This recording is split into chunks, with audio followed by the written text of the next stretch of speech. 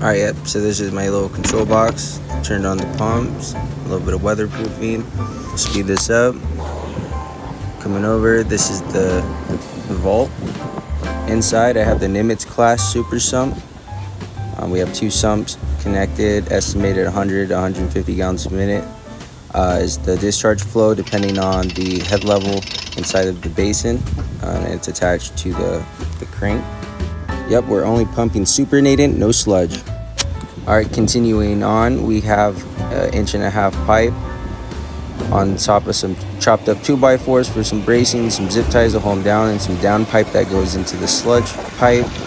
There you can see the little candle holder holding our camera. That's a little baby monitor for the operators so that they can view from the inside to see the clarity of the water. Right here's another camera. This is just to show what the level is. I have the supernatant valved off right now, so water can't return to the headworks of the plant, so this could overflow. So I installed a little high alarm that can be heard from inside. There it is, and seen also on the camera.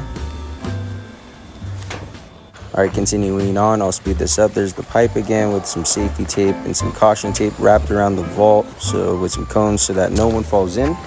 So the pumps are actually working a little too well. I had to put this extra tarp to force the water back down into the sludge discharge pipe.